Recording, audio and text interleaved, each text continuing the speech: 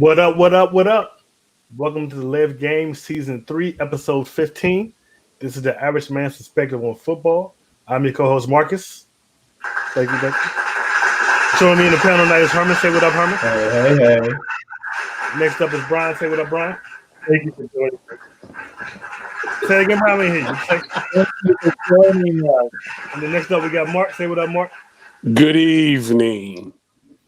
So you need to be loud like Mark is, Brian. That was a little weak-ass introduction right there. Sorry. You need to get on point. Bothered me. Say what? The clapping bothered me, so I didn't know. Oh, okay.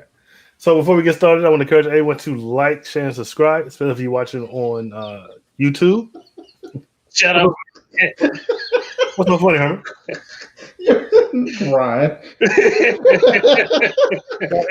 Y'all just being very unprofessional right now. Very unprofessional. All right. Okay, you can also catch us on Facebook in our Facebook group, The Live Game. You can catch us on Twitter at The Live Game 3. And you can also catch us on Instagram at the official The Live Game. Mark is hosting tonight. Go ahead and take us away, Mark. Thank you, Marcus. Somebody about to get muted. We're gonna start it off. Our show each week as we talk about the news of the week as far as COVID-19 news. The Raiders have placed the rookie wide receiver. Thank you. It was a little late with it, but thank you. Henry Ruggs III on the COVID-19 reserve. Also, the Broncos kicker Brandon McManus is on there. Linebacker Vince Williams for the Steelers is on it. And the Tampa Bay Buccaneers has 3 of their special team players on it.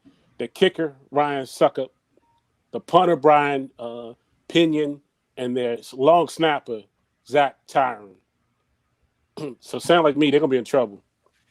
The Raiders also made a move in firing their defense coordinator after Sunday's game.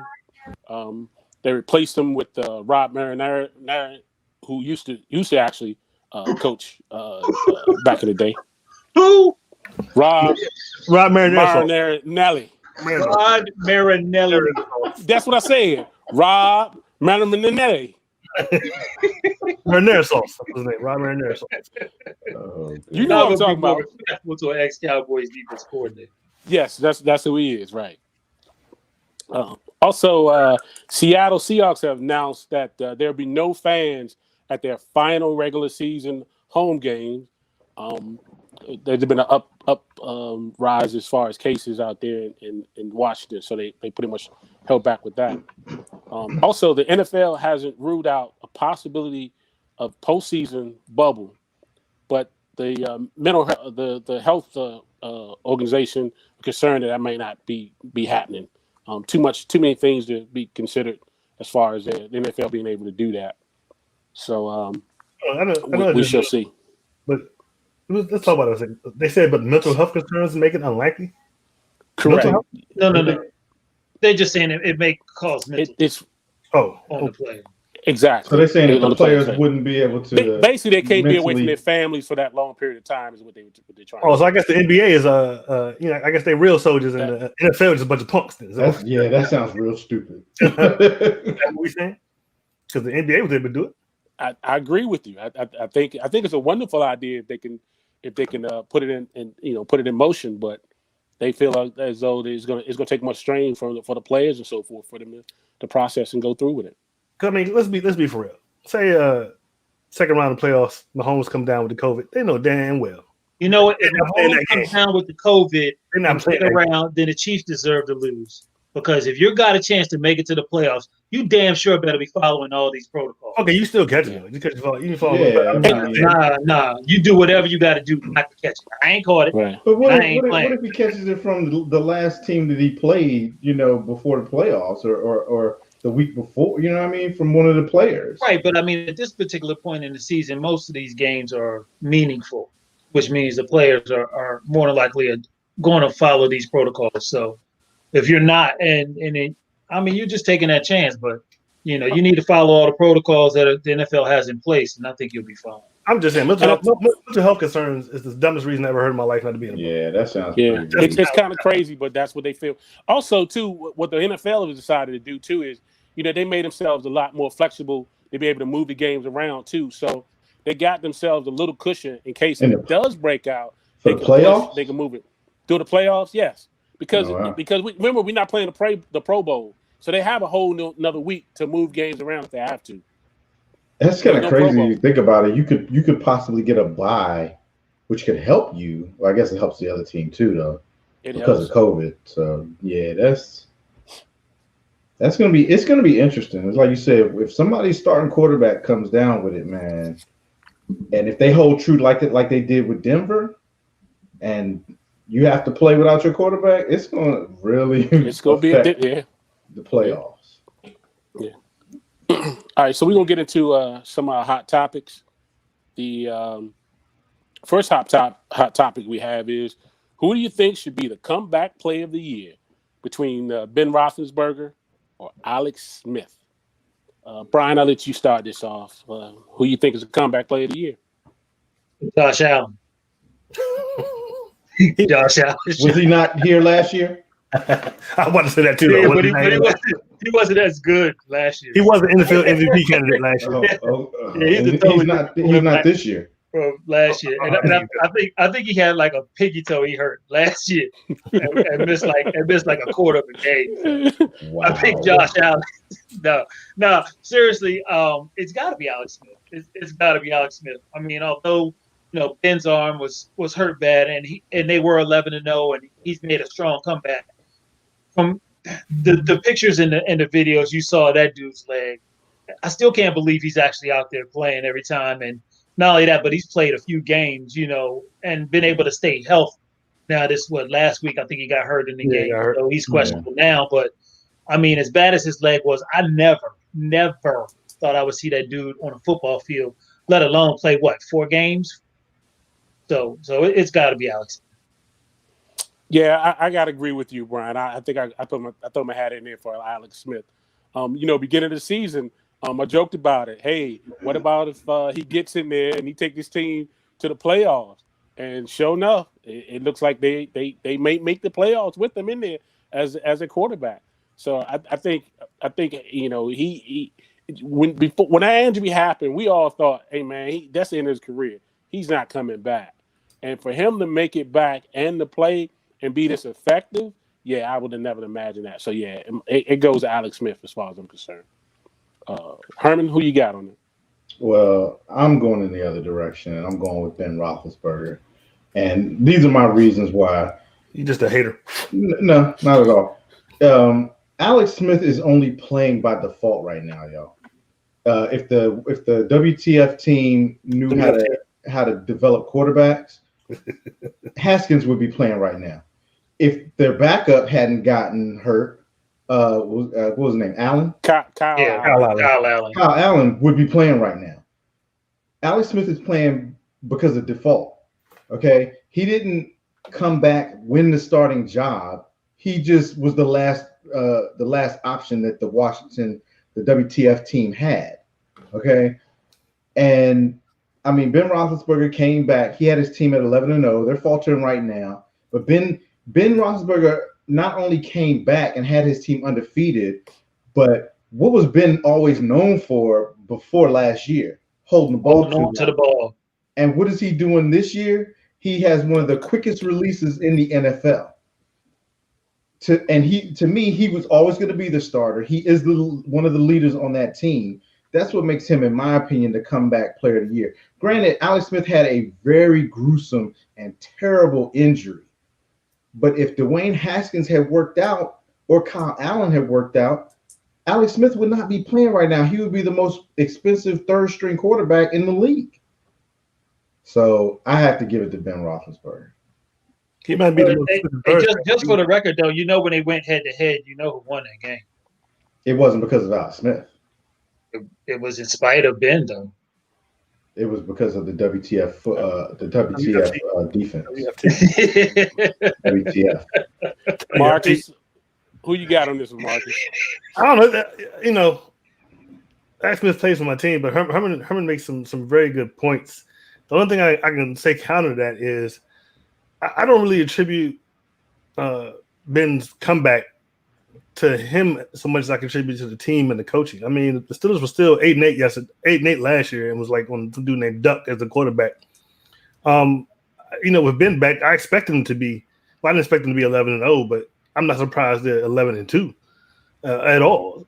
So I don't know if I would attribute that to him. I mean, he hurt his elbow. He did make a comeback, but they were still a decent team last year, and that's because of coaching and the rest of the team. So I think I'm gonna have to go to Alex Smith because, like Brian said, that injury he had. I never saw the pictures and stuff else. I never wanted to see that. I heard it was disgusting, so I never saw it. But I'm assuming Brian's reaction that it was terrible. So he made a very, I would give the comeback to him because you probably wouldn't expect him to play like that. But also, you kind of do expect him to play because today's modern science. You can come back from a whole lot. These people that put limbs and stuff back together today, it's not the same as it was 20 years ago. They could do some miracles and ACLs and all kinds of stuff. So it's kind of hard, but I'm gonna have to pick Alex Smith simply because I think the Steelers were expected to be this way this year with Ben back anyway. So I'm right, you guys are wrong. That's cool. We're gonna see who's right and who's wrong later on in the show. So somebody's happy that they're wow. Let's see how many times one person is wanted compared to how many times someone else is wanted. Hey man, we're talking about future. We're not talking about the past, buddy. Somebody made a comment on Facebook about it. What's that? That's actually Ben. He must be talking about Tom Brady. He talking about Ben has thrown the ball deep a couple of times this season. He has, just not as much, but he has. Yeah. But again, it's about individual performances too. I mean, if you start comparing their numbers, I mean, I know that Alex has only started 7 games, but I mean, their numbers are don't even compare. Yeah, they don't compare. You know what? I'm gonna say this, and if you compare both the teams, would both the teams be in the same spot they were in if they didn't have the quarterbacks there? Yes, I think the Washington team would be right where they are right now because I don't feel like Alex Smith is really, in my opinion, I don't feel like. I'm sorry, let me take that back. The WTF team would be right where they are because, in my opinion, I don't feel like Alex brings that much to the table right now. I agree with that. So you think if Alex wasn't in there and say Haskins was in there, you think they still be the same record and still be Yes, I think they would be. But maybe one or two game difference. I don't think so though. No, maybe not Haskins, but maybe Kyle Allen. Yeah, I said Haskins. Haskins, maybe a 1 or 2 game difference, but I don't think they would be far from where they are. Okay. I just don't see that Alex is not the machine behind the WTF team. It's the defense, and that's the same for the Steelers. But I think it's more so for the WTF team. Anybody that's watching tonight, if you know how to share watch parties, so on Facebook, so Brian Holly start so he can start watching my watch party. I hate you. If y'all can put that in the comments, he's an Android user, so he don't have a lot of sense. Wait, how is he in yours? He's in mine too. Brian, did you feel that bus just roll right over you? I know, I feel the love. We must all be sharing the same watch party or something. I don't know. Well, I'm not sharing anything. I know you joined mine. That's what happened. You joined mine. I'm not in it now. Left. I'm not dealing with you. All right, let's get back to the show. All right. The next hot topic we have is who do you think will be the most change over the next season? Quarterback changes or the coaching changes? Got quite a few coaching vacancies out there. You got 3 to name of the Lions need a coach, the Falcons need a coach, and the Texans need a coach right now. But there's a possibility the Jets are going to be open. Possibility the Chargers might be open. Yeah. There's a possibility the Bears might be open. And the Jaguars. Oh yeah, Jaguars. And you're right. And the Jaguars. 7. You're right. Yep, that's 7. That's 7. Now compared to we know coaching change. We wish. Coaching change. We wish. we know there's going to be a couple of quarterback changes here in the league too. New England, they only got 1 year deal with Cam. Cam Old could be man back. Rivers in Indianapolis coach. He got a 2-year deal, didn't he? Yeah, but I think he's going to be one and done. The Bears, Mitchell Trubisky, he's gone. He's out of there. The Jaguars, The Jets. the Jets, and possibly the Washington football team. They definitely need to. They need to do something. There we go. Here we go. Go ahead. I'll let you start off, Herman. What do you Well, think? I mean, usually we said 7 head coaching jobs. Possibly 7. So, possibly Isn't 7. that about average a year though? Isn't that about average, or is I that high? think 5 is average. I think 7's high this year. That's going to be high. I think But there was one of a year we had 8, but that been the most. But usually, along with head coaching, usually or a lot of times you'll see quarterback change too. A lot of times. So, with that being said, because of Saints might be one. Quarterback change. Mm-hmm. Yeah. And with that being said, because of the 7 head coaching changes that we talked about, plus you add in the Patriots, the Saints, it could New York because they're not going to get it. They're not going to get a quarterback high in the draft now. So no, not that. So be quiet. We're not talking about that. I think it looks like right now it's going to be quarterbacks. There's a lot of quarterbacks. There's a lot of flux with the quarterback situations right now. And again, because coaching changes usually bring quarterback changes, you got 7 right there, and plus the teams who are going to be just looking for a quarterback. So yeah, we might be looking at probably quarterbacks this year. And also, actually, rather throw the Eagles in there too. Yeah, you got to throw the Eagles in too. Yes, so that's true. Yeah, go ahead, Mark. Go ahead. State what you. I mean, it's usually, I don't know. Like Herman said, the coaches is usually high. Like you would think quarterbacks would be the most turnover. Mm-hmm. But there could be a lot of coaching positions. I'm going to go with quarterbacks because like all the quarterbacks we just named. Did we name Atlanta? Nope. For quarterback? No, as far as quarterback. We named coaches. We didn't coach, not quarterback. But quarterback is a possibility in Atlanta too. Quarterback's a possibility for them too. I don't know. I'm going to go quarterbacks because I definitely think the Jets are going to pick up what's the dude? Trevor Lawrence. Sam Donald's out. If I don't think the Patriots are going to make the playoffs, and you know how Bill Belichick is. I think Cam is out. Phillip Rivers. I mean, the Colts. Old man Rivers. If they're smart and the Eagles are willing to let him go, they should definitely pick up Carson Wentz. Another team, and they might be looking for quarterback depending on who the coach they get, and that's the Detroit Lions. Oh yeah, they got to be getting ready to move on from Stafford or something. Yep, that's a possibility too. Yep. Go ahead. I'm going to say quarterback because I feel like there's going to be a lot more quarterback, a lot more quarterback changes than there will be head coaching. Even though there's a lot this year, because I mean, I do disagree with him a little bit on that. Every time you get a coach, you get a new quarterback. I'd say every time, but a lot of times. Yeah, that depends on who the quarterback is. And I'm not sure. Do we feel like Matt Nagy is really on the hot seat? He's got to be. Yeah. Has it been rumored he's on the hot seat? I think so. I think he's on the hot seat. But remember, it always goes back to head coach wanting to be married to his quarterback. He doesn't want to inherit a quarterback. That's true. I'm pretty sure he made the deal as far as getting Foles in there. I think he made a deal on that one. So yeah, and that hadn't panned out to be very, very well for him. So yeah, I think he's on the hot seat. I think it's going to be quarterback changes. That'll be the most. I think it's always quarterback changes every year. Like this year, just really high. Yeah, it's just going to be a high number this year too.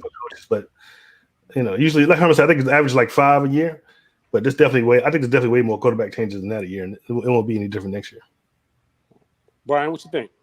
Yeah, it's definitely going to be quarterback. I mean, the more I sit here and think about it, I mean, there's no guarantee that Brady's going to stay with the Buccaneers at the end of this season. Depending on how everything goes. That's true. I mean, if you look to my right, the gentleman that quarterbacks that team. I mean, he's upper in age, and depending on how well the season goes, he's known to call it quits when the season is over. So, Roethlisberger may be hanging it up. So, I mean, and then the Panthers. I mean, are they really sold on Teddy Bridgewater? Does that new head coach want to try to get his quarterback in the draft? I mean, there's just a lot of questions. And like Herman brought up a great point. I mean, like most time you bring in your coordinator, especially if he's an offensive guy, he's looking for his quarterback to run his system. So with Atlanta, do they want to keep Matt Ryan? Matt Ryan has a high price tag. Is he going to be worth it? Are they going to try to ditch him? We've already seen the drama going on with Carson Wentz. Does Hurts do well again? I mean, he did well last week against the Saints. Does he continue that? And all of a sudden, Wentz is expendable. But I mean, that salary, I don't know how they're going to do that. But nonetheless, it's a possibility. So yeah, it's definitely going to be quarterback this year. With all the older quarterbacks either retiring, like Drew Brees, it's being done, and then all these new quarterbacks coming in, through the draft. So it'll be quarterback. So real quick, I was wrong. The average is actually 6 or 7 per year. Okay. So we're right. It looks like we're right at as far as coaches. Coaches, yes. As far as coaches. Yeah, I'm gonna have to agree with you guys on it as far as quarterback. Another team we didn't talk about, and this possibility he may not be there, is San Francisco with Jimmy Garoppolo. Oh yes, that's true. It's a chance. There's a chance he may not be back with San Francisco either. His injuries. We talked about it one time before. I mean, he hasn't really played a full season in a long time, and for what they paid for, played a full season last year, didn't he? No. It's been a while. No, it's been a while. But the money they're paying him, they're not getting what they paid for. I don't think he's played a full season since he's been a starter. It's been a couple of years. It's been a couple of years before he played a full season. But I think there's going to be more quarterback changes going next year than there will be coaches changes for sure. All right. So moving on. So we're going to talk about Hold on real quick. I'm sorry. They got a really interesting list here of teams like how often they fire their quarterbacks. This is something I'm sorry. They're coaches. They're coaches. Oh, okay. But one of the Cleveland's up there. Cleveland's probably number one. Washington football team number 2 or 3. Well, it starts the list backwards, but one of the teams, the 32nd team, who Pittsburgh, gotta be Pittsburgh. It's not. It's Baltimore. Okay, that's just because they ain't been around as long. The average coaching tenure, I think, is like 7.7 seasons. 7.4. This is interesting. Go ahead. We might have to revisit this towards the end of the season. I think it's going to be a continued topic. That's for sure. Pittsburgh has to be the team. Pittsburgh hardly ever. Pittsburgh is 26. Pittsburgh's only had 3. They've only had 3 in their whole year. Season. No, not three within the last 3 decades. They've had coaches change before, but it's been in the last 3, at least the last 3 decades. They don't do it often. But they're ranked 26. The average coach's tenure is 5.4 seasons for Pittsburgh. So who'd you say was number 1 though? Who I hadn't even got to who fires them all the time. That's who changes the least? Who's number 32? Oh, it had Baltimore. Yeah, because Baltimore hasn't been around that long. Yeah, they've had 2 head coaches. That's true too. They haven't been around that long. Yeah, they've only had 2, right? Okay, so yeah, that makes a lot of sense. Yeah. Okay, yeah, this is something we might revisit. Towards but if you go to what Baltimore was before, that's Cleveland. I guarantee they're number 1. Cleveland gonna be the top team, man. I know they're number 1. Real quick, let me see if I can get to the top team. The top team up there too. Number 2 is Buffalo. You know who the top team is, and y'all didn't think about this. Arizona. Oh yeah, They had 42 coaches in 99 seasons. Yeah. Oh, wow. I can believe it now. Yeah, I can't sit there and think of no long tenured Arizona coach. Nope, you can't. You sure can. How long did Denny Green have? Denny Green didn't have that long. Maybe like 5 years. The longest tenured coach for Arizona was Ken Wisenhunt. Damn, Ken? Really? That's what it says. 45 and 51. Wow, really? I forgot about this. He's still coaching. No, I think he's not long at all. He was coaching in last year in Chargers. Washington team was number 7. They've Oh, had 28 coaches in 87 seasons, and of course, Joe Gibbs was the longest tenured. Wow. Cowboys got to be pretty low too. Well, Yeah, they were 31. Yeah. oh yeah, okay. But I 31. mean, there was a flow. I mean, we was going through coaches. Yeah, we went through a lot. Yeah, But I mean, up until Landry left. I mean, come on. Well, it was Landry, and then because Jimmy should have been longer, but he was short, and we just couldn't find nobody, and then we stuck forever with Jason, and now this. Wow, this is interesting. Okay, sorry. All right. So we'll get into the games that we picked from last week. Can somebody put the phone on Brian? No, that is not me. My phone does not ping. That would be me. Sorry, it's my computer. Go ahead, Mark. I always pick the black guy. We're all black now. The first game was a Thursday night game we had with the New England Patriots taking on the LA Rams. The Rams won the game 24-3. Stats on the game: the Patriots, Cam Newton, 9 for 16 for 119 yards, 0 touchdowns, zero. Are you laughing, Herm? Yeah, because that's pathetic, man. I'm sorry. He's laughing for it. I'm laughing at that stat. It was. I mean, it's a poor stat. It is for quarterback. Running, Damian Harris had 11 attempts for 50 yards, no touchdowns. Receiving, N'Keal Harry had 3 catches for 49 yards, no touchdowns. Looking at the Rams, Jared Goff, 16 attempts, 25 for 16 attempts, 137 yards, 1 touchdown, 1 interception. Cam Akers had a pretty good game, 29 attempts, 171 yards, no touchdown. Cooper Kupp, 5 receptions, 33 yards. I'll go ahead and let you start us off, Brian. Who did you have in this game? In this game, I did pick the Rams. Man, the Rams, they just went up and down the field. They amassed 318 yards, 186 of them on the ground. The Patriots, they struggled all night, only putting up 3 points. And this is the first time since 2002 that the Patriots have lost 7 games in a season. New England had 17 straight seasons with 10 or more wins, which is the longest streak in NFL history. But I picked the Rams, and I picked it right. Herman, who'd you have in it? Yeah, I went with the Rams. This Cam Newton and New England thing, they obviously just made the wrong choice. Do y'all know what Cam Newton's QBR was? Low. 2.9. 2.9? These stats, I mean, I don't. And it's not like he's running. He ran seven carries for 16 yards. This experiment is over. I picked the Rams. There was no way I was going to pick the Patriots. And you would, who would think that ever is that there's no way you pick the Patriots for a game? But they just look terrible right now. This whole thing is just it's done. It's done. The Patriots got to, they will definitely have a new quarterback next year. Yeah. or Jared Stidham. Maybe they'll let Stidham start. I mean, they might as well have, in all honesty. So, yep, I picked the Rams, and I got that right. Yeah, I took the Rams also. The interception with Kenny Young had an 80-yard interception return. It pretty much blew the doors away from him. On that play, Aaron Donald had grabbed the running back on the screen that made that play happen. If it wasn't for that, that's basically what got them pretty much gone. In the second quarter, the Patriots went for a 4th and 1 near the goal line. After that, they were mush.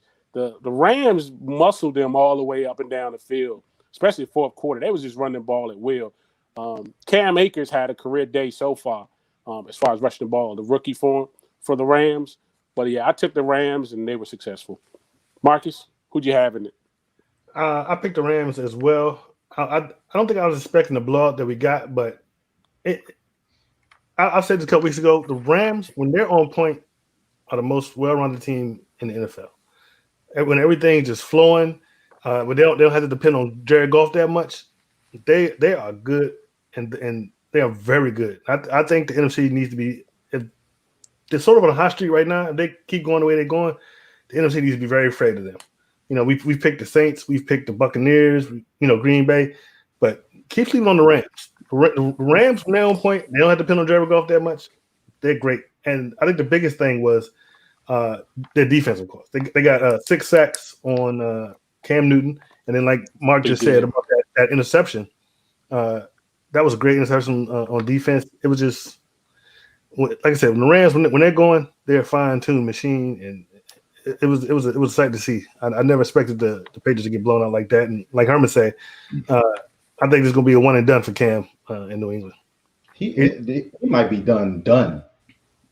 Like, you don't think anybody want to take another chance? No. Not after this. Not after seeing this. He's going to be a backup if he's lucky. If he's lucky, you signed with the team with the greatest head coach in the NFL. Cam Newton's getting the blame for this, not Bill Belichick. You think it should be that way? I honestly didn't like the signing in the beginning. Yeah, I think Cam's washed up. I don't. And it's not his fault. Cam was never developed. I agree with you, Marcus. I think it's both. I don't think you have a talent, and then he's not designed to run all the time like that, and he can't. They don't have a team together. As much credit we give to Belichick as a coach, as a coaching genius, as a general manager, drafting people, he sucks. Yeah, I can agree with that.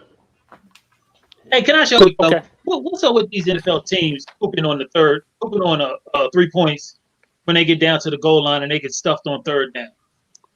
Y'all notice it's a big trend when they're on that goal line. They will not kick that field goal. They will go for that, try to get that touchdown or get stuck all the time. You remember back in the day, man, you knew they was going to kick that field goal. You kicked the field goal. Because you wanted your offense to feel like they got something out of that drive. You drove all the way down there. Huh? It's probably analytics. I think the analysis says you're more likely. It's got to be analytics. I mean, it's just crazy. Every time you turn around, they're going for 4th and goal. I mean, like some of these analytics don't. I think the Patriots knew they were outmatched. They like, we need 7. Yeah, but I mean, and not only this particular game, but just in general. I mean, if you pay attention to the NFL this year, when they get down there, there's more teams. Way more teams are going for it. Yeah, a lot of teams are. Analytics.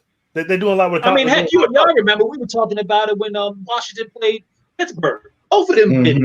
Yeah, when it seemed like a field in games where you used to see close, tight games, you took the field goal because your defense was playing good. You could hold the other offense down, but like you said, now they just go for it.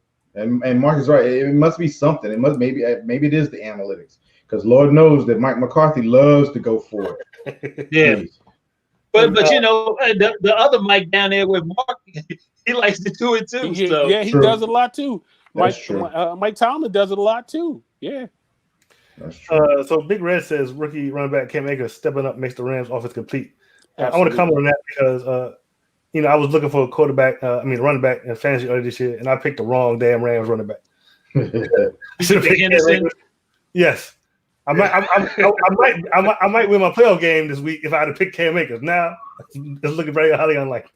But look at the other comment Big Red said, and that's what I was thinking too. Was coaches don't trust their kickers now? Oh, yeah, but that is a chip shot. No, it's not always a chip shot. I understand. Like the field goals now are back further. That is a chip shot. If you can't make that as an NFL kicker, you need to be somewhere else. It happens. It does. Y'all got to show me the ones on the goal line where they miss. Y'all got to show me. Well, didn't one dude just miss 4 kicks this past week for some kick? We about to talk about that. We about to talk about that. Okay. We got to move on. The next game I got is the Minnesota Vikings taking on the Tampa Bay Buccaneers. The Bucs was successful 26-14. Stats, we got Kirk Cousins 24 for 37, 225 yards, 1 touchdown. Dalvin Cook 22 attempts for 102 yards, 1 touchdown. Irv Smith Jr., tight end, 4 receptions, 63 yards, 1 touchdown. For Tampa, Tom Brady, 15 for 23, 196 yards, 2 touchdowns. Ronald Jones II, 18 attempts for 80 yards, 1 touchdown. And Scotty Miller, 1 reception for 48 yards and 1 touchdown. Now, on this one, I chose the Bucs. The Bucs sacked Kirk Cousins 6 times, and they forced one that pretty much ended the game for him, gave him the last chance for them to rally back. Vikings had several chances to go up by at least double digits in this game. Dan Bailey, their kicker, missed an extra point, a field goal for 36 yards, a field goal for 54 yards, and a field goal for 46 yards. And he almost cost him the game last week before that by missing a kick, but he ended up making one at overtime to get it. Isn't that Dallas' ex-kicker? I'm sorry? Isn't that Dallas' ex-kicker, Dan? What's his name? Dan Bailey. He sure is. He was one of the best kickers in the league.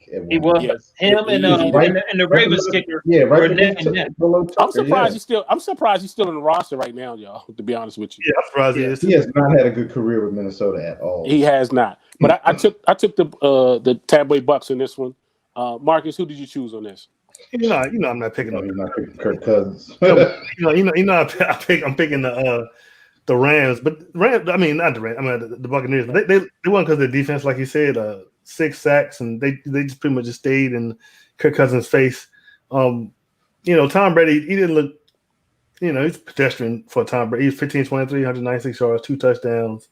It was like his main defense, and Ronald Jones, 18 carries for 80 yards, 1 touchdown, averaging 4.4. Even though they got this win, I still think the Bucs need to be very worried. They definitely got a lot of cleanup to do if they're gonna make it to the playoffs. And they're closer now with the Saints losing, but I don't think the Saints are gonna continue to lose like that. But like the Bucs don't have anything to be happy about. They still got a lot of work to do if they plan on making it deep into the playoffs. But I picked the Bucs because I was never picking Kirk Cousins teams. I was right. Herman, who'd you got? Yeah, I picked the Bucs on this one too. Minnesota they're just whatever at this point. They're up and down each week. So are the Bucs. But Marcus, piggybacking off of what Marcus said, it was so weird to look at the stat line of Tom Brady. He only threw 23 times. Like what?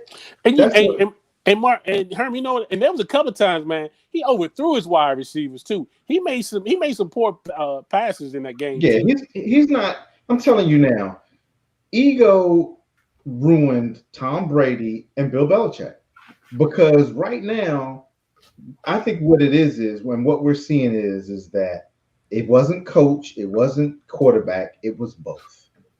Exactly. Them together is what made that dynasty what it is. And their ego let them mess that up. And now we're seeing ugly from both sides of it. So now we're like, neither one of you are great unless you're together, it seems like. Until one can prove that that's not the case.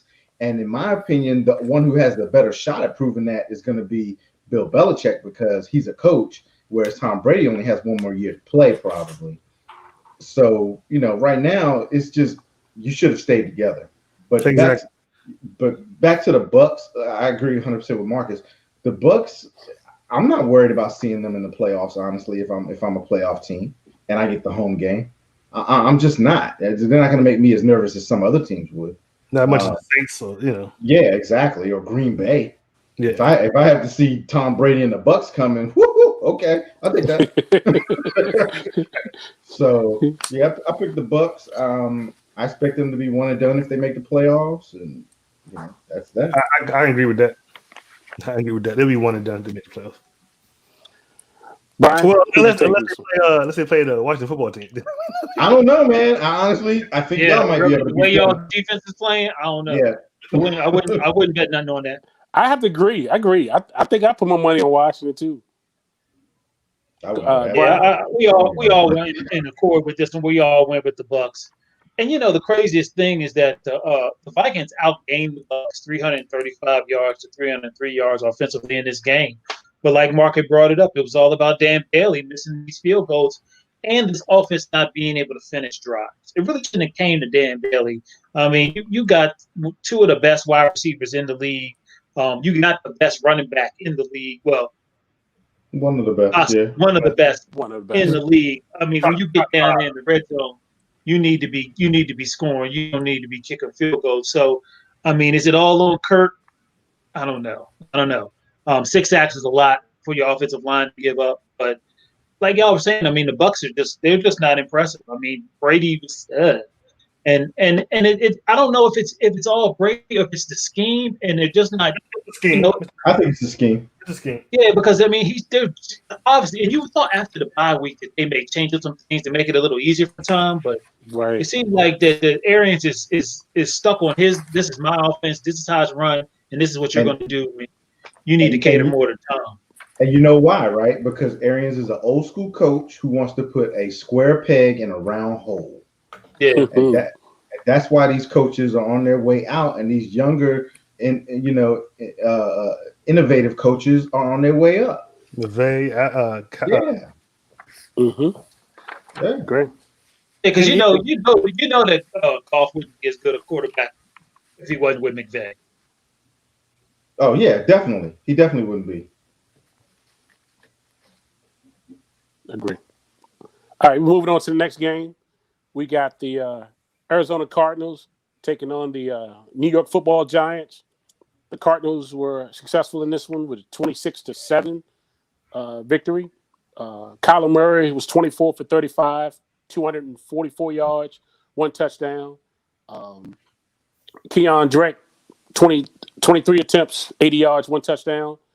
Deshaun Hopkins, 9 receptions for 136 yards, no touchdowns.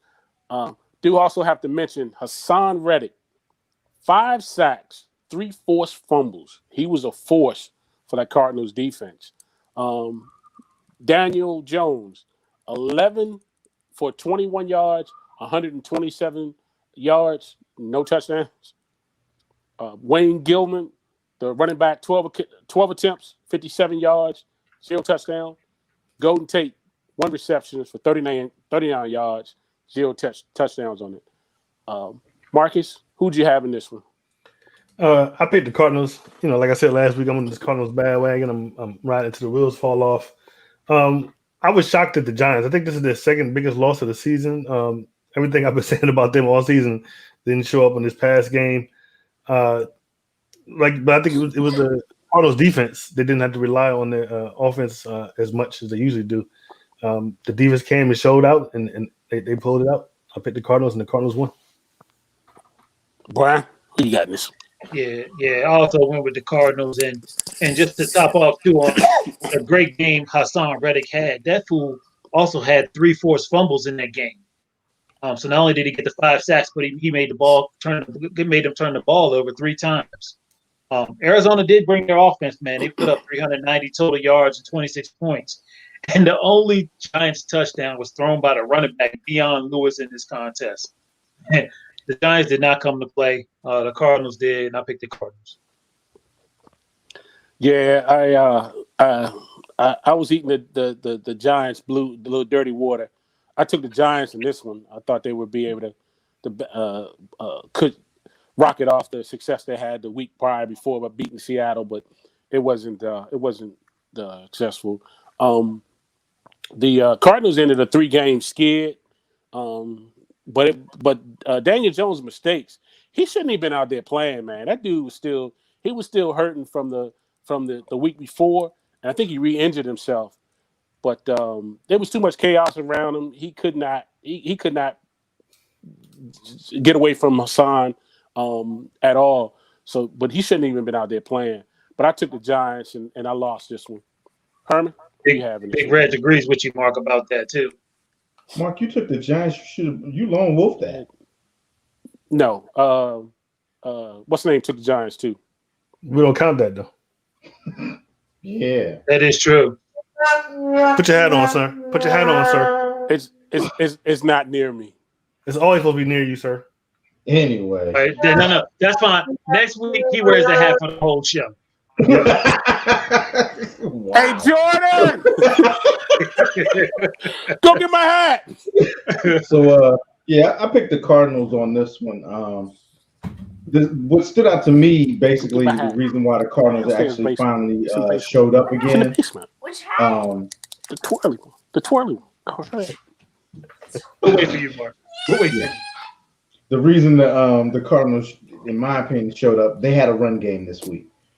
As a team, they had 43 carries for 159 yards. Kyler Murray, 35 passing attempts. That's right about where he needs to be. Mm-hmm. So that they had it looks like they had a pretty good balance when it came to their offense, and that's what I think got them to win on this. Get out the light. The Giants, they're part of the NFC least. Their defense has been playing good. I can agree with that, but when you come up against a team, especially a team from the NFC West, they got stomped. And I think Big Reg made a point that Jones should have sat out another game. And I can agree with you. I agree with that, but they were in contention in the playoffs. They were, but you hurt last week. You hurt yourself by doing that, and also you put him at more jeopardy. That boy got sacked 5 times out there. He couldn't. No, 6. He couldn't escape. Yeah, and you don't know if Colt McCoy could have possibly won this game or kept you close enough that your defense could have stayed in it. Hey, I don't think you risk it. You don't play him. So and Jones is notorious for fumbling in the pocket when he gets sacked. And he did that, and that's what happened. That's what happened. I just read something about that. The fumbles lost in the first quarter was his 37th giveaway since being drafted in 2019. He has the most. He has the most as quarterback. Yeah, most in that span. Wow. 37, that's a lot. That's only 2 years, right? You only made this second year? 2019. Yeah, because the year he was drafted, he was not starting. He didn't play. Yeah, he didn't. Yeah, that's a lot. But I picked the Cardinals. I got that one right. All right. Okay, you guys, you still got the hat on. Spin it for me. Let me get the wah, wah, wah, wah. I don't feel like he wore it long enough. Yeah, but it was our job to catch him. We should have caught it. Well, I mean, whatever.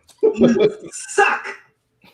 All right, did everybody go? I forgot. Yeah.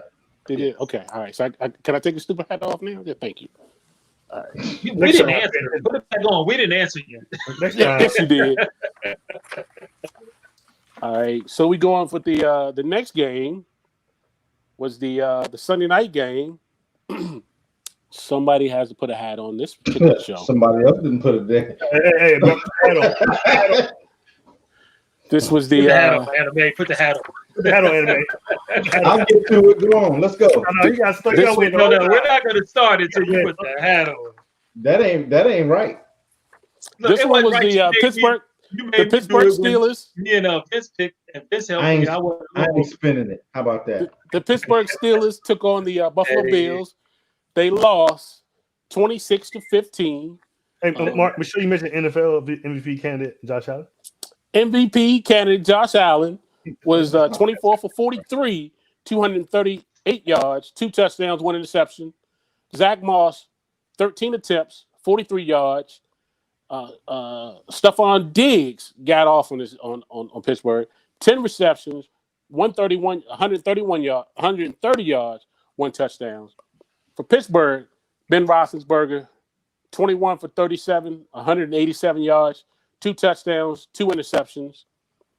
James Conner, 10 attempts, 18 yards. Juju, 6 receptions, 55 yards, and 1 touchdown. We go with you, Brian. Who did you have in this particular game? In this particular game, obviously, I picked the Bills. Allen's 238 yards and 2 touchdowns and 1 pick helped him surpass Hall of Famer Jim Kelly for the most offensive touchdowns in a season in Buffalo history. Pittsburgh continued to drop the ball, man, in all kinds of ways. I mean, every time you turned around, a receiver was dropping the ball, wasn't looking it in, letting it hit the ground, and it was critical plays too that cost them a lot. They did come up with 15 total points in the game, but I mean, it was just a lot of couldn't get a running game going. Was it Washington? Is it Washington that kept dropping it like in the first half? Or Johnson? It was Dante Johnson again. It was Johnson, yeah. And then the tight end was Ebron. I mean, Ebron always cross passes. yeah, but you're not gonna win with that offense not running the ball. And these little dunk offs is like kind of like their passing play. So you got to complete them and you got to get some positive yards, or Pittsburgh's going to be in big trouble. All right, Marcus, who'd you take in this one? Of course, I picked the Bills because I believe in Bills Mafia. I believe in MVP candidate Josh Allen. Even though the problem is the Steelers really aren't a well-rounded team right now. They have no running game. Ben Roethlisberger, he didn't have to throw many times. He had 37 attempts, but they're just not at this point. They're just not a well-rounded team. I'm surprised at how they got to 11-0. I think luck was on their side. They definitely need to make some improvements before they go in the playoffs. They had a number spot now. It's probably going to be KC. And I think if anybody needed the number one spot right now, it's the Pittsburgh Steelers. But the Bills, until Miami lives up to the hype we think they're going to live up to, it's their division with New England on the going down. Bills looking good. I think I see the Bills definitely going deep into the playoffs. All right, man. And this one I took the Bills also. Once again, the Steelers showed once again a lack of the running game. Their inability to run the ball is hurting them, big time. The turnover they get in this game was when the Bills got that interception return right before the half ended, gave them momentum. They rode into the second half, and Stephon Diggs had a great second half. He was all over the field catching balls for the Bills. Turned out to be a pretty good trade for him too. And Steelers only got 1 sack in this particular game, so they were leading the league in sacks pretty much coming to the game. They only got 1. They're in trouble. Between injuries, not being able to run the ball, and dropping the ball is really what's getting the Steelers not to come successfully in these games. So I took the Bills. I went against my boys, but they haven't been playing well. So that's all I got to say. Big Reg makes a good point. They have played 3 games like 15 days. Plus they haven't had a break since week 3 or 4. I mean, it's a combination of things, man. It's a combination. I mean, they've been the team most affected by COVID. Hey, can I go before you go to Herman? Did you see the little head the head coach of the Steelers and mannerisms and stuff like? If the receiver is paid to catch the ball and doesn't catch the ball, then he will be replaced. So I thought that was kind of funny. Nobody saw that but you. You didn't see that, Herbert? No. Hey, can we find that tape real quick, Marcus? While we wait, we'll just wait until you find the tape. So, the Bills made a big deal about Juju dancing on their emblem before the game too. They try to make a big deal about that also. But he does a lot on every. He does a lot of teams. Yeah. All right, Herman. He started. Okay. So obviously I'm wearing the hat. Because you're a hater. That's the only reason. Because you're a Josh Allen hater. No, I'm not. But you know what? On the real, I picked the Steelers because I feel like the Steelers, they're going through a little rut right now, and I expected them to come out of it. And you guys had great analysis about the game because everything that you said was about what the Steelers didn't do or what the Steelers did bad. You didn't say anything good about Buffalo. Okay, I did. You just proved. No, you said most of your stuff was about the Steelers. I said something good about Did you not hear Buffalo? about that about Josh Allen being the best quarterback? No, my turn to talk. You can watch the tape back later. Okay. Most of the stuff you said pointed to what the Steelers did not do, or how the Steelers played bad. I talk about Stephon Diggs. No, my turn to talk. Okay. So you guys just have to prove my point. Buffalo, they look pretty good. I'm not impressed with Josh Allen. I'm just not. And we're going to see that in the playoffs when the games really, really happen. What the hell is that? Oh, yeah, your crickets. That's what I want, crickets. But basically, in all of your analysis, you pointed out what the Steelers did bad. And that's exactly what I was going to point out anyway. I don't have to say anything else. You guys proved my point already. I picked the Steelers. I got it wrong. But we're going to see in the future how this all pans out. Because your so-called MVP candidate will fall flat on his face. I would just give the Bills their props. Bills are a good team, man. The Bills' defense is great. Offense is good too. Josh, the offense is. So you don't think Jim Kelly was a good quarterback? I guess. Oh, I mean, come on, that's a given. He just passed his record for touchdowns in the season. Did he pass his playoff wins yet? No. Did he pass it's too early in his career. Did he pass his number of Super Bowl? It's too early in his career. He's too young. Super Bowl appearances? Nope. Appearances, no, but when is he gonna pass? So until Josh Allen proves something to me, he ain't proved anything yet. Just a hater. Move on. I'll give y'all one last spin. You can even play your little sound effect. All right, let's keep it moving on. Let's go. All right, we got the Monday night game. This was a bomb burner. The Baltimore Ravens taking on the Cleveland Browns. It was the old Browns against the new Browns is basically what it was. This game was 47-42. The Ravens, Lamar Jackson, 11 for 17 for 163 yards, 1 touchdown, 9 attempts, 124 yards, 2 touchdowns. Mark, I got a cramp. I'll be right back. Somebody go with him and get my IV. Right. Hollywood Brown, 2 receptions for 50 yards, 1 touchdown. Baker Mayfield, 48 attempts, 47 attempts for 28, 343 yards, 2 touchdowns, 1 interception. Nick Chubb, 17 attempts, 82 yards, 2 touchdowns. Kareem Hunt, 6 catches for 77 yards and 1 touchdown. Herman, I'll let you start this off. Who did you pick in this one? I picked the Browns. I felt like they were the hotter team. I got it wrong. This was a great game. I actually fell asleep on a bit of it, and woke back up. All I can say is, wow, I was really impressed with Baker Mayfield. The game wasn't too big for him. I know it's the Ravens and it's hard to run on them, but I don't like Baker Mayfield throwing 47 times. I think that's too much. I think some of the play calling was a little off. I think they got a little pass happy, and obviously you can see that with the stats.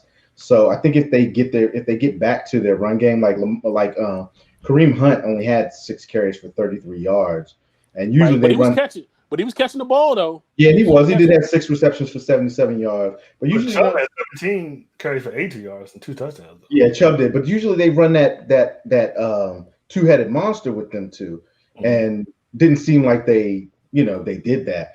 I agree, Big Reg. I think Baker has definitely earned that 5th-year option. I think, and Marcus, you said it earlier before we went on the show, these are the Browns that we expected to see last year. They may, and it looks like what was holding them back was possibly the coaching. Yeah. And they look like they found their coach. And a prima donna's wide receiver too. Well, a little bit. I mean, I think they're much better without OBJ. And I agree with that because I think that there's less pressure on Baker to get the ball to one person. He can spread it around. And I think Baker has matured too. I think he saw his career going the Johnny Manziel route. And I think he straightened himself up. So even though I got this wrong, I'm still riding with Cleveland. I think Cleveland is something to be dealt with in the playoffs. As for Baltimore, they're getting their thing back a little bit. Lamar, use the bathroom before the game next time. Halftime. Yeah, halftime. Something, man. But not so much fiber next game. Okay. Marcus, who you have in this, Marcus? I picked the Browns, and I was almost right. I was stopped drinking the purple Kool-Aid because the Ravens hadn't been looking good these past couple of games. I'm still a little bit worried about the Ravens. I wish that they threw outside more. Lamar almost was exclusively throws inside. Like, when they picked up Dez, I said I don't know why they hardly ever throw the outside wide receivers, and I don't think I think when Hollywood Browns when his rookie contract is up, I think he's going. If I was him, I would actually be traded probably if he doesn't really not concerned about winning as much as actually being used. I saw him play at Oklahoma. I saw a lot of his games at Oklahoma, and he's a great wide receiver. He's talented. Is he a route runner though, or is he just a deep threat? He could be both. I mean, he's extremely fast. It's just that they. I don't know. I wish they would expand. I wish the Baltimore would expand the offense a little more. I would have more faith in them. I mean, they look great. They look back to form the same way they did most of last year. But I'm suspect of it at this point. I'm very suspect of it. If you can shut them down or get ahead and keep them from catching up, they're not a good team. This was a great game. I think this was probably the game of the year. I just want to see more out of their offense. I want to see Lamar hit those outside wide receivers more. And I'm just not all the way convinced. But I picked the Browns and I was wrong. The Ravens won, and like you said, like I said earlier, Herman. This is the Browns we expected to see last year.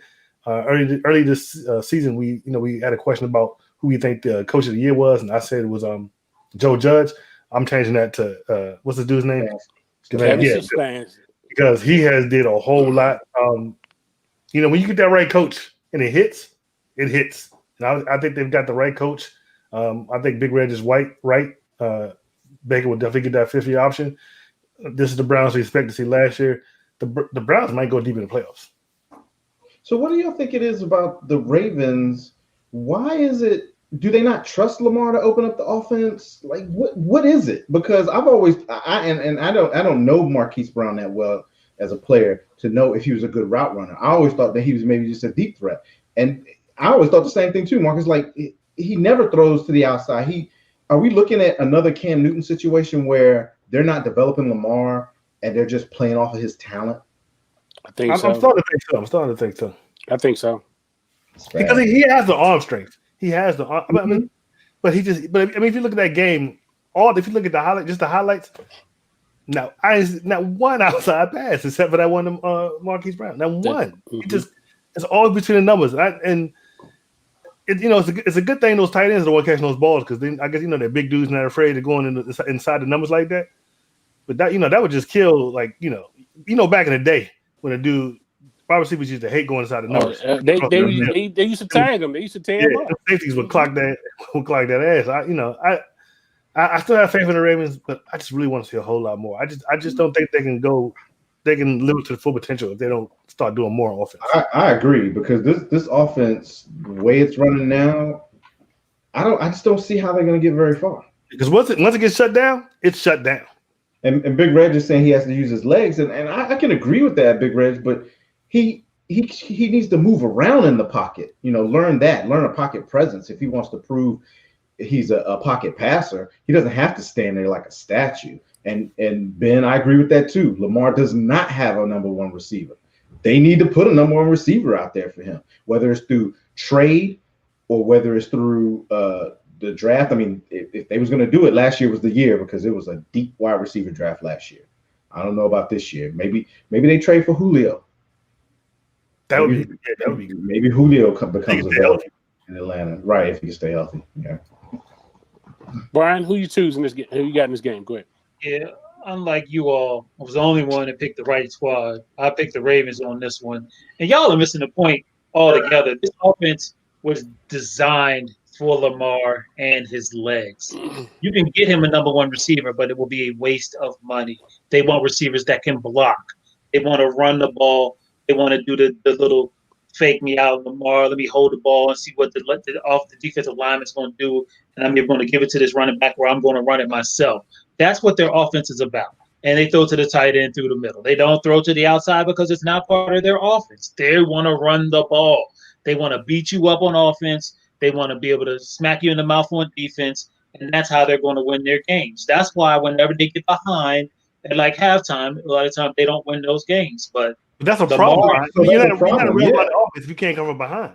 It is a problem, but that's the way they built this offense. This offense is not built to be like Drew Brees or like Tom Brady. It's built on the explosiveness of the quarterback. You got to have a number one defense every year. Then you got to have in every category. Well, I mean, you have to have a good defense. You have to have a good defense because your offense eats up a lot of clock, eats up a lot of time on the clock running this ball up and down the field. Then the third and fourth quarter, it gets worse. With Lamar, in my opinion, they should be running an offense similar to what Seattle does because Russell Wilson can throw and he can run when he needs to. And that's, I mean, Lamar may have a stronger arm than Russell Wilson. Probably does. So the thing is that Lamar is a home run waiting to happen every time. Russell ain't. but once again, if you're Russell playing ain't from running behind, 90 yards for a touchdown. you can't guarantee that you're always going to be playing Ahead. from in front. And you've seen the stats for when they fall behind. So this is not a recipe for success. It's just going to be a recipe for failure in the future, if that's truly how they want to stick to their offense. I mean, so far it's been doing well. It got him an MVP last year. This year they stumbled a little bit, but that's just how they have it set up. But what you guys are missing was the drama and the excitement of this freaking game. I mean, they went up like 28-14. Y'all thought Cleveland was done, but no. Baker brings them back, actually takes the lead. Lamar gets hurt, leaves. He's not there. They got McSorley playing. McSorley's garbage. McSorley gets hurt. It's 4th and 5.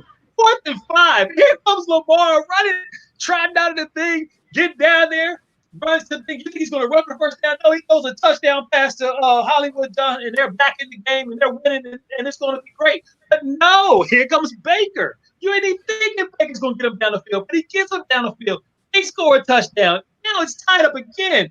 This game was just nuts. It took another, and y'all are talking about your boy not passing. That drive he passed, and the drive to get down the field to kick the field goal, he passed that time. He didn't run that ball. He passed that ball. Hey, Brian. Got down in field goal range. Hey, Brian. Kicked a 55-yarder to win that game. Y'all, this was like the most exciting game I've seen all season. I agree with that. I need you not to be too hype about talking about you need to calm down, though. You talking about Man, this game, man, I couldn't believe it, man. I've watched this game like 3 times on the NFL channel. I watched it that night. I watched it like the next morning going to work, and then I watched it again, I think, like yesterday or the day before, because this game was just nuts. Now, did Lamar have a cramp? Did he have something else? That's the big question. But nonetheless, for him to come out, I mean, you knew Ravens fans were like, this game is over. We don't even have another quarterback. It's 4th and 5. And we don't have another quarterback to get in the game to even give us a chance. It's over. But then here comes Lamar had to run. That's funny. He had to get that game over with quick. Like, I go to the bathroom again. But I mean, for him to run out there like that, and then I'm thinking he's just going to run for this first. I'm thinking the fool can't even run. I'm thinking he's going to have to pass. But he does. He sprints out, and I'm like, oh, this dude was playing awesome. He can run just like he's supposed to. Because he came out 5 pounds lighter. Yeah, no doubt. Yeah, he about 10 pounds lighter. No doubt.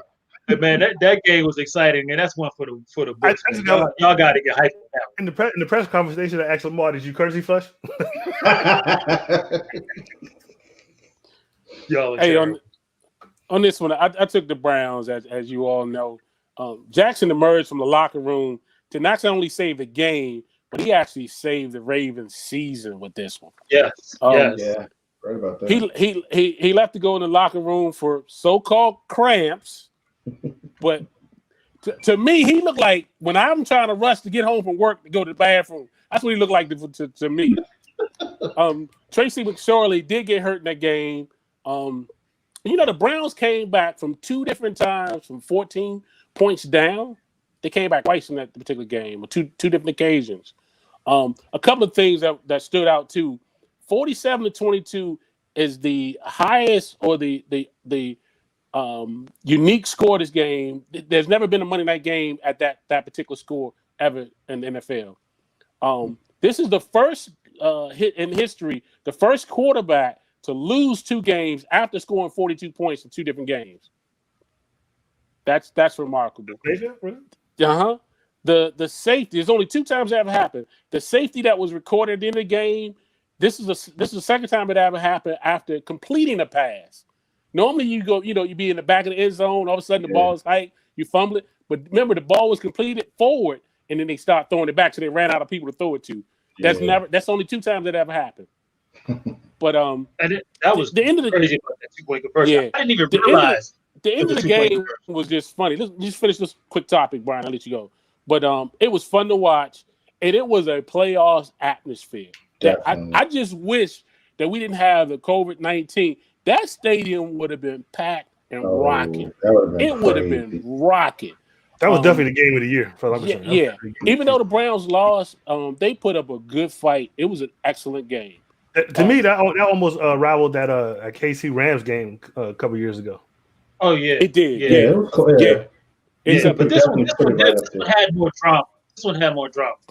That one was just two good offenses out there. Yeah. But this one had more drama. It definitely did, especially when McSorley went down, because you were like, "Oh my!" And on a critical down, you're like, "What are they gonna do?" And you thinking like, "Who gonna be at the quarterback?" And here comes Lamar running out there like Superman. That was drama. That was drama. It definitely was. So, how we doing the picks, y'all? Ooh, let's see here. You always ask me this. I don't know. I went 3-2. 3-2. 5-0. 3-2. I went 4-1. 5-0. You went 5-0. 5-0. This dude, like Michael Irvin, you be doing the whatever. You be doing that new math. What they call that? Yeah, something, man, right? All right, we'll have to run through the picks for next week. All right, also keep my games real quick. Next week we got a guest, Max. Oh, I got his picks. Okay. You do? Okay. All right. Let's run through this real quick. The Thursday night game, San Diego Chargers taking on the Las Vegas Raiders. The Chargers 4-9. The Raiders are 7-6.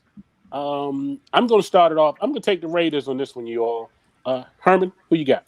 I'm going with the Raiders. Marcus? I'm taking the Chargers. What about the guest? Really? Yep, he picked the Chargers. Max picked the Chargers as well. Oh, you told him to do that so you wouldn't be the lone right. wolf. So he wasn't lone wolf. He don't count. He don't count. Well, I still got Brian, you don't got to worry about Marcus lone wolfing because I'm going with the Chargers too.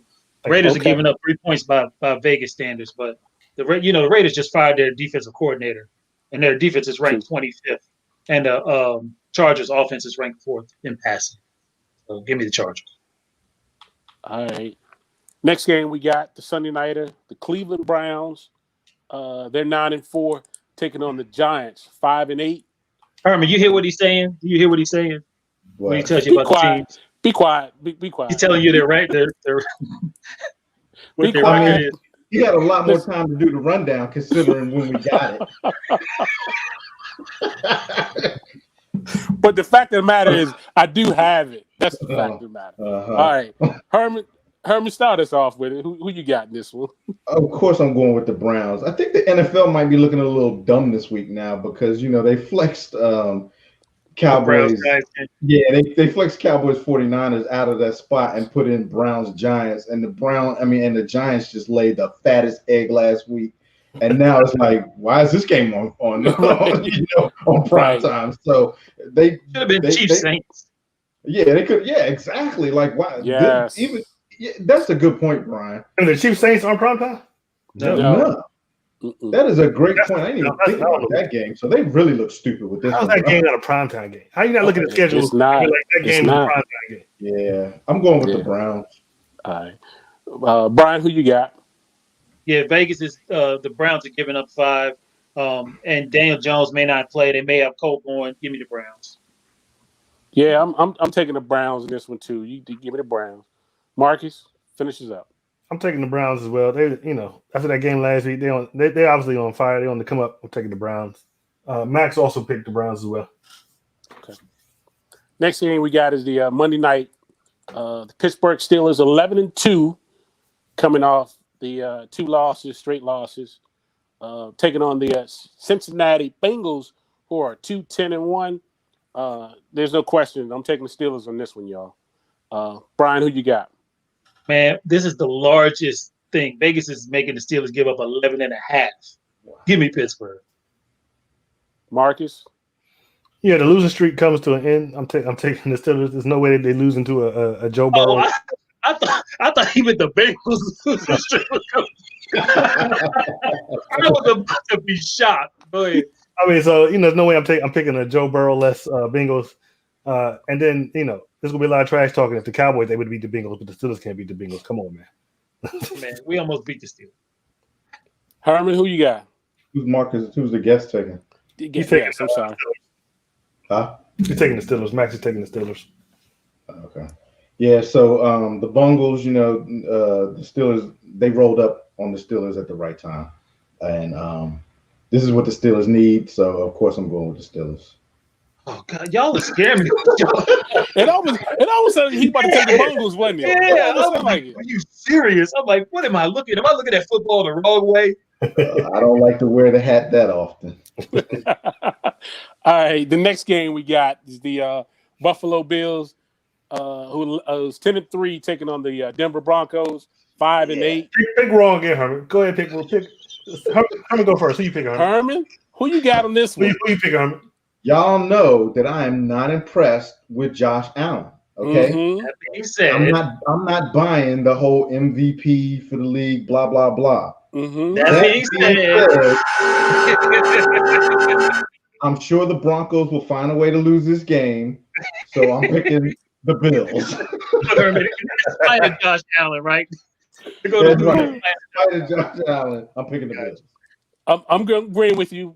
Bills Mafia. I'm taking Bills Mafia. Brian, who you got? Bills are giving up 6 in this one. Give me Josh Allen. Marcus? I'm taking MVP candidate Josh Allen and the Bills Mafia. I'm picking the Bills. And Max also, he picks the Bills as well. That's a Saturday game, too. So Marcus, do you agree now? It is Bills Mafia, not Buffalo Mafia. You agree with that now? Yeah, it's Bills Mafia, isn't it?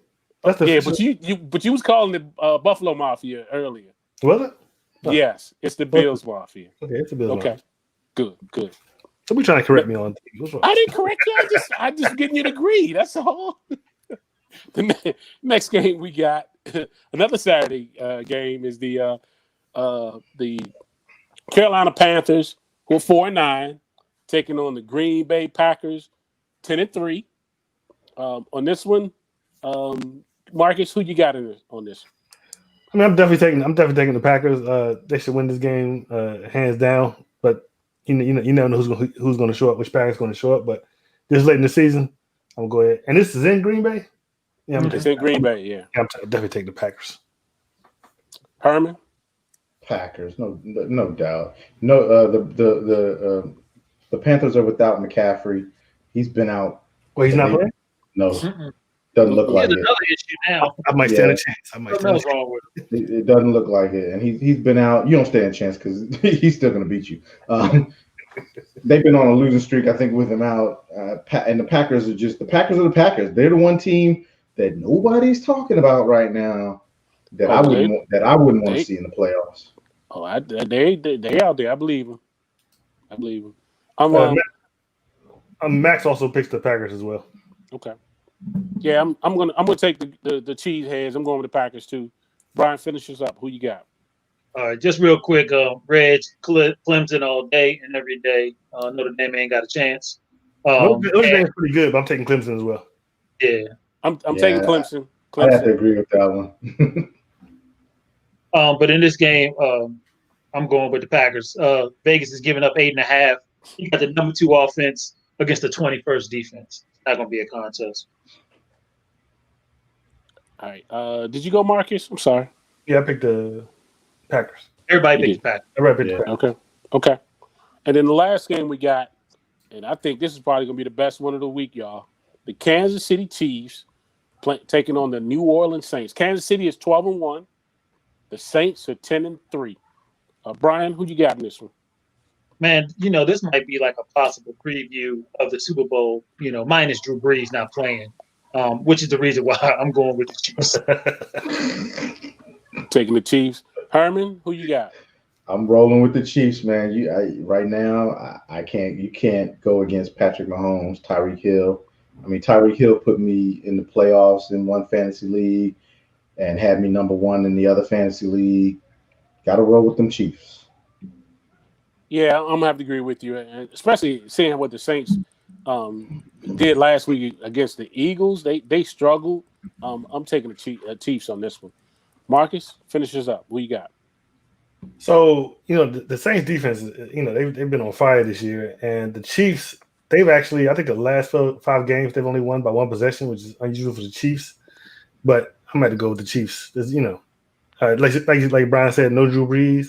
We got basically everybody for the Chiefs starting. I do feel like it's probably gonna be a slow game in the beginning. I feel like the defense is really gonna put a lot of pressure in the beginning on Mahomes and the offense, but eventually they're gonna do what they do, and Chiefs are gonna walk out of this with a win. Max also picks the Chiefs. Did he say? Max picks the Saints. He picks really? Hey, did he actually just say that the Chiefs only win by a certain amount of points? I think they won. I think the last 5 games only won by 1%. I mean, do you get like brownie points, like you're almost losing by so many points? But I'm saying that's unusual for the Chiefs, and the Saints have a great defense. Big Reg makes a point the Saints can't keep up with the Chiefs' offense. No, I agree with that, but their defense. They couldn't keep up with the Eagles' offense. I was going to say their defense did not look good last week against the Eagles. No, but that was kind of. I mean, that was the first time that they had to deal with Hurts. They had, you got to kind of get a grasp of how fast he is. I mean, that dude ran for like 120 some yards in that game. True. They didn't have any film on it. That's true. But it's going to be a good one. That one should have been flexed to prime time. It's just, I don't know. Was that like the 1 o'clock or 4 o'clock game? That's probably 1 o'clock game. That's probably got to be a 4 o'clock game, I would think. Way to go, NFL. I know. Y'all suck. How do you not look on the schedule and be like, oh, that's automatically prime time? Yeah. Well, I mean, I don't know. I guess especially when you think you don't know Drew Brees is not playing. When you don't know Drew Brees is not playing, how does that game that got go prime time? I don't understand. Yeah, this should have been a primetime game from the beginning of the schedule. You're right about that. As soon as you see it, that's primetime. And maybe that's why they didn't flex it in because Drew Brees isn't playing. Maybe so. But yeah, but like you said, they've been one of them. They should have been trying to flex out. Marcus right. That should have been primetime game. A primetime game, yeah. Very interesting. What are you doing, Mark? Is that you? Yeah, that's me. His kid's acting up. He trying to tell me still on the show.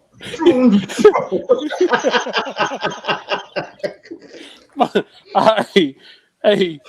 We getting down to the nitty gritty of this football season, man. I hate to see this whole thing end. Final thoughts for the end of the week. I think we got one more show before Christmas, right? We got one more show. Okay. For holidays, yeah. I guess I'll be too early to wish you the Merry Christmas, so I can't do that. Just be safe, everybody. That's the biggest thing, man. And enjoy your family. Remember the real true meaning of Christmas and what it's all about. Herman, what's your final? You got to save that for next week. Let's say it for next week, Mark. Yeah, Herman, what's your final thoughts? Again, like Mark said, stay safe. Offensive coordinators or head coaches, whichever one of y'all are making these decisions, field goals are good. Absolutely. Head coach. It always falls down to head coach. Head coach, yeah, I'm sorry. Head coach makes that decision. Field goals are good. Absolutely. Brian, final thought. Just to jump off Herman, not only are field goals good, field goal kickers who can make field goals are good. So make sure you have one of those for your squad as well, because we've seen a lot of bad kicking this season. When it's Steph used to play for the Patriots. And with the Titans, yes. Been garbage. Bailey's been garbage. I mean, I can go down. Cody, even the Cody Parkey for the Cleveland Browns, he hasn't been that great this season either. So, get you a Ravens kicker. Right. All right, Marcus, take us out of here. So my final thoughts is No, he just wants you to subscribe. He don't want to hear you. So, before the game, maybe try to go to the bathroom. Halftime, maybe you want to go to the bathroom. Maybe drink some Pepto-Bismol. Instead of having cool Gatorade in little cups they bring out, timeout, have some Pepto-Bismol in there. Maybe sell your stomach a little bit so you don't have to. Good thing you came back just in time, Lamar, to win that game. Right, one more wipe and he might not have made it. Exactly. It would have been better if they had put him in a wheelchair and rolled him out, and then he jumped up out the chair. Well, before we leave, I want to encourage everyone to like, share, and subscribe, especially if you're watching on YouTube. You can catch us in our Facebook group. Or Herman and Marcus' feed, because I can't share on Facebook. because we have a technical idiot on. Also, I want to encourage you to check us out on Twitter at Delay of Game 3, and we're also on Instagram at the official Delay of Game. Really? But we'll see you next week. Hey, Carl, Peace. We out. Peace.